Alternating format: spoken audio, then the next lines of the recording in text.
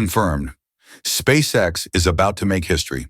Booster 14-2, the first ever reused Super Heavy, returns to the pad for Flight 9. While competitors discard billion-dollar rockets, SpaceX is proving flight-proven hardware works. This 230-foot metal giant survived atmospheric forces that would tear normal rockets apart. The May 21st launch isn't just another test. It's the moment reusability changes spaceflight economics forever. Will this revolutionary approach silence the critics? Or will the 1,000-ton beast falter under pressure? Let's dive right in. Right now at Starbase, SpaceX is making history, not just building rockets, but revolutionizing the entire economics of space. Ship 35 just completed its crucial 60-second static fire. All 6 Raptor engines, perfect performance. No anomalies, no shutdowns, just raw, controlled power. Meanwhile, that massive orbital launch mount, weighing nearly 1,000 tons, now stands tall at Pad B. Think about that weight for a moment. 10 blue whales, 33 semi-trucks, and SpaceX just lifted it into place. The space industry has never seen anything like this. What makes Flight 9 truly revolutionary isn't just new hardware. It's Booster 14-2, returning to the launch table for a second flight. This changes everything. While competitors like ULA and Arianespace continue dumping billion-dollar hardware into the ocean after a single use, SpaceX is proving the largest rocket ever built can be reflown. Think about the economics. Traditional launch providers spend hundreds of millions building each disposable rocket. Their business model? Build it, fly it, lose it, forever. SpaceX ? Build it once, fly it repeatedly. The math is brutal for competitors. If Starship achieves even a fraction of Falcon 9's reusability, where boosters have flown over 15 times, the cost differential becomes insurmountable. We're not talking about being 10% cheaper. We're talking about being 90% cheaper. How can anyone compete with that? But questions remain. How many times can a super heavy booster fly? 5 times? 10? 50? The answer will determine just how thoroughly SpaceX dominates space for the next decade. May 21st. The launch window opens at 6:30 p.m. local time.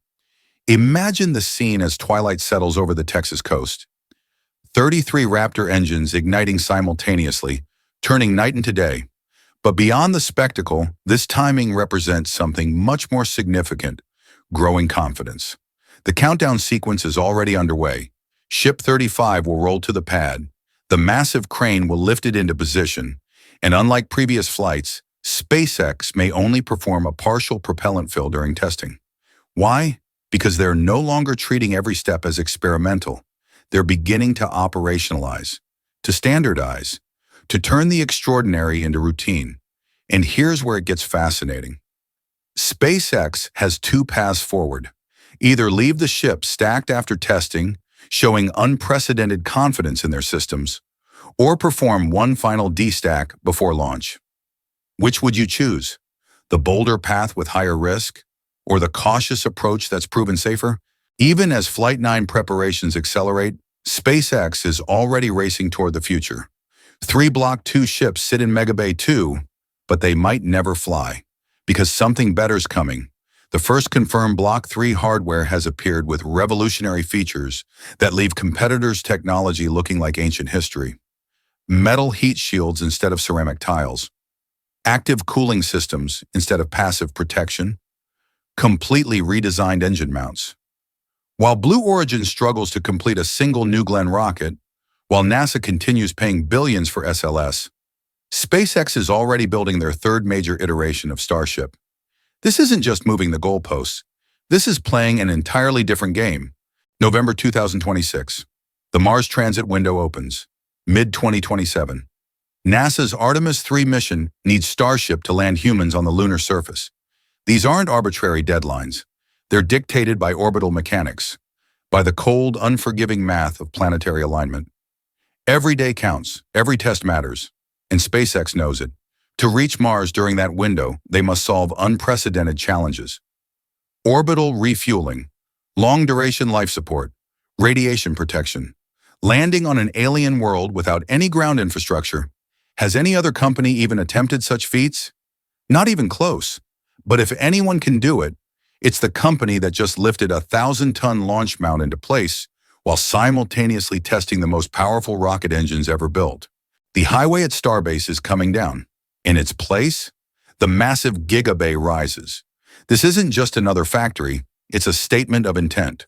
While other aerospace companies measure production in units per year, SpaceX is preparing to build Starships at a pace the industry can barely comprehend. Think about it. Boeing produces about 400 commercial aircraft annually across all models. SpaceX is creating infrastructure to potentially build multiple Starships per month. The current production rate? A slow, methodical drip.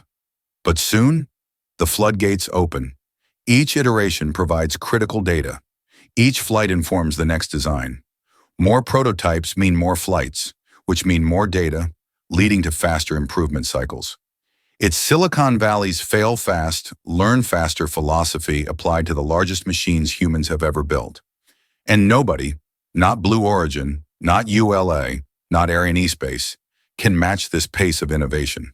The orbital launch mount stands at Pad B, but the work continues.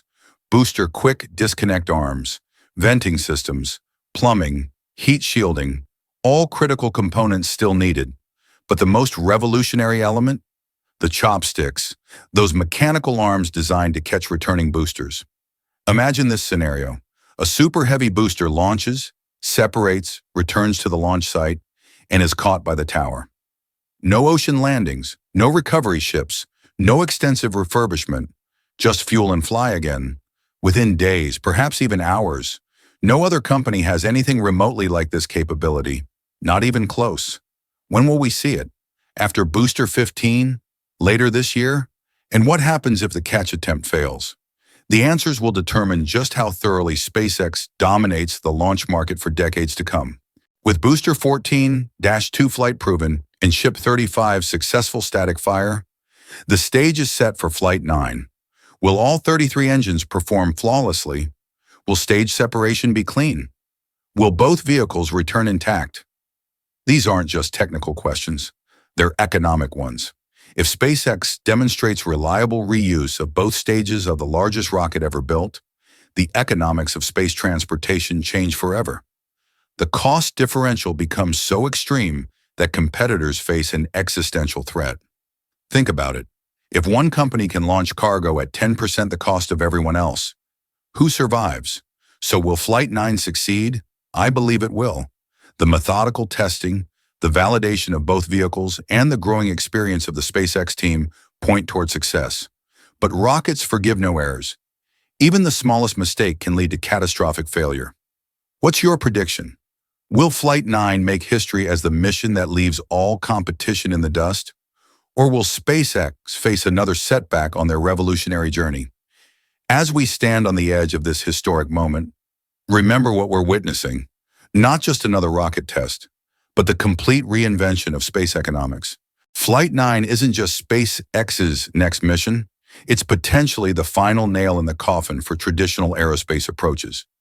When a single company can reuse the largest rockets ever built, the game changes forever. Will May 21st mark the moment when reusable super heavy lift becomes routine? When Mars and Moon missions shift from science fiction to inevitable reality? This is why we obsessively track every bolt, every engine test, every crane movement at Starbase. We're watching history unfold in real time. If you're as fascinated by this revolution as we are, hit that subscribe button and join our Space Corps community. Share your Flight 9 predictions in the comments below. The space industry will never be the same after this, and neither will humanity's future among the stars. This is Space Corps, bringing you tomorrow's space revolution. Today, $4.2 billion versus $2.6 billion. That's how much NASA paid Boeing and SpaceX respectively to build spacecraft.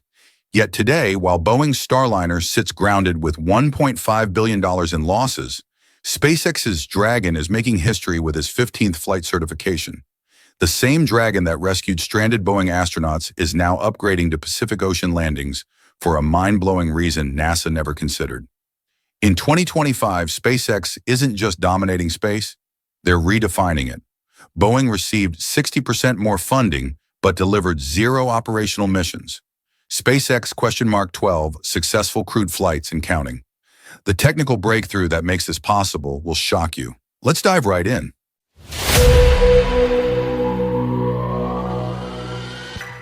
In early 2025, SpaceX made a decision that puzzled even NASA engineers. They moved Dragon's landing zone from the Atlantic Ocean to the Pacific. Why abandon years of established recovery operations? The answer reveals SpaceX's forward thinking. Every Dragon mission ends with the capsule's trunk, its unpressurized cargo module, being jettisoned before re-entry. This 14-foot cylindrical structure doesn't completely burn up. Some pieces survive, falling unpredictably toward Earth. But here's what most aerospace companies don't advertise. Space debris is becoming a serious problem. Instead of ignoring it, SpaceX engineered a solution. By landing in the Pacific, they could now precisely time the trunk's release to target Point Nemo, Earth's most remote location, nicknamed the spacecraft cemetery. Think about this. While Boeing struggles to keep its capsule in orbit, SpaceX is already solving environmental problems no one else is addressing. But the Pacific strategy isn't just about debris management. It's about something much bigger.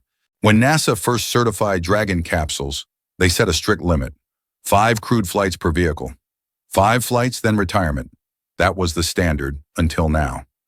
In a move that shocked the aerospace industry, SpaceX is working with NASA to triple that limit to 15 flights per capsule. Let that sink in.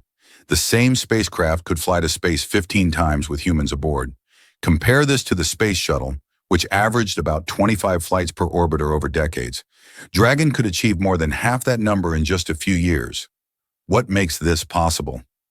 Dragon's innovative heat shield and structural design allow for unprecedented reusability. After each mission, SpaceX engineers conduct detailed inspections, replace only what's necessary, and recertify the vehicle. The financial implications are staggering. Traditional spacecraft cost hundreds of millions to build, fly once, and are discarded. SpaceX's approach spreads that cost across 15 missions.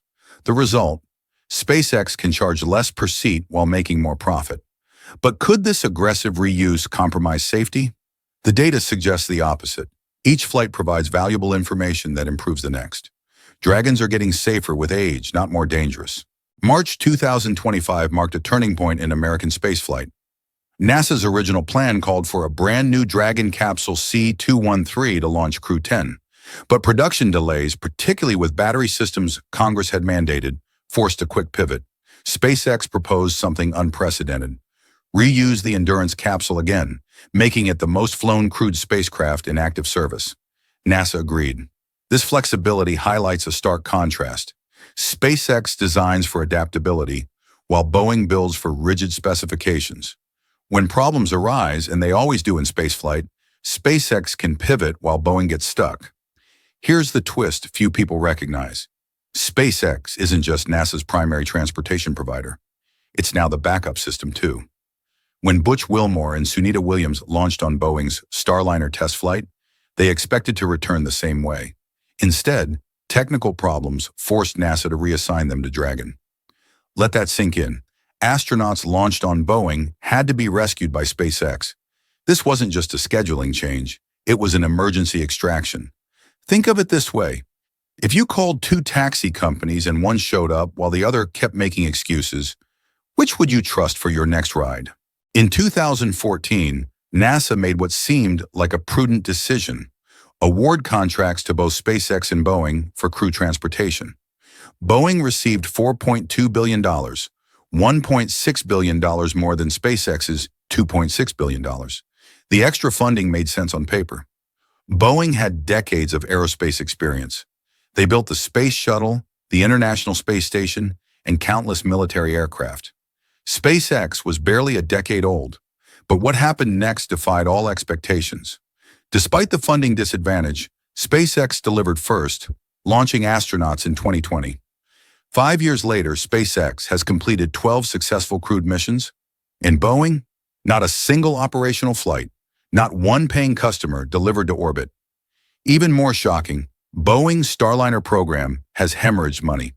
They've reported over $1.5 billion in losses, pushing the total development cost to nearly $6 billion, more than twice SpaceX's cost. Why such different outcomes? The answer lies in their fundamentally different approach.